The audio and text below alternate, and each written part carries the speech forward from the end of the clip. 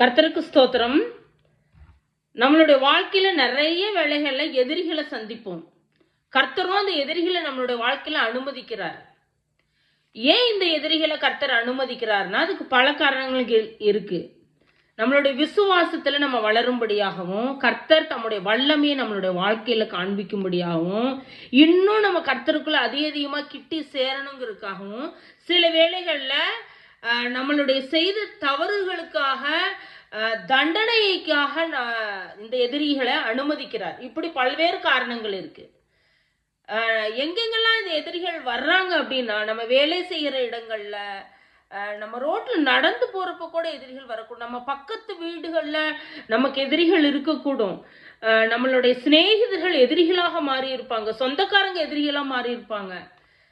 இன்றைக்கு சாலமோனுக்கு தேவன் ஏன் எதிரிகளை ஏற்படுத்துறாருன்னா, அவன் கர்த்தரை விட்டு வெகு தூரம் போயிடுறான். கர்த்தருடைய கட்டளைகளுக்கு கீழ்ப்படியாதவனாய், அந்நிய தேவர்களை பின்பற்றுகிறவனாய், கர்த்தர் 2 தரம் எச்சரித்தும் அதற்கு பயப்படாமல் துணிகரமாய் அந்நிய தேவர்களின் பின்பதாக போனதுனால கர்த்தர் சாலமோனுக்கு 2 எதிரிகளை உருவாக்குறார்.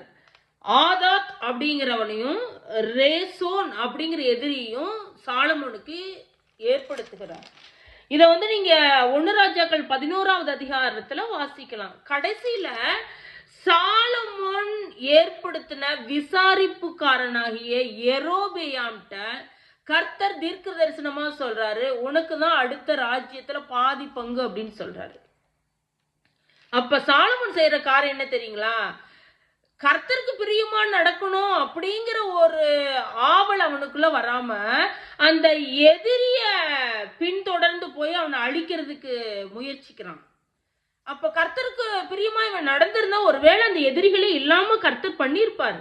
இன்னைக்கு நம்மளுடைய வாழ்க்கையில கூட நம்மளுக்கு எதிரிகள் வர்றப்ப நம்ம எதிரிகளை எப்படிலாம் டேக்கிள் பண்ணலாம், அவங்களை எப்படி அவங்கள்ட்ட இருந்து நம்ம தப்பிக்கலாம்னு தான் நம்ம யோசிக்கிறோமோ இல்லையா, கர்த்தருக்கு பிரியமா நடந்தா இந்த எதிரிகளை நம்மளுக்கு ஏற்படுத்தாமலேயே நம்ம சமாதானத்தோட இருக்க கர்த்தர் கிருபை பாராட்டுவாரு அப்படிங்கிறத நம்ம மறந்து போயிடுறோம்.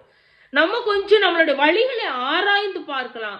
ஒருவேளை என்னுடைய தவறுகளுக்காக இந்த எதிரிகளை கர்த்தர் அனுமதித்திருக்காருன்னா இன்றைக்கு நம்ம கர்த்தரோடு கூட ஒப்புரவாகும், கர்த்தருடைய வழிகளை சரி செய்து கொள்ளும், அந்த வழிகள்ல ஆண்டவருடைய வழிகள்ல நடப்போம். ஒருவேளை ஆண்டவர் நமக்கு மன்னித்து நம்மளுடைய எதிரிகளிலிருந்து நம்மளை காப்பாற்றுவார். Praise the Lord.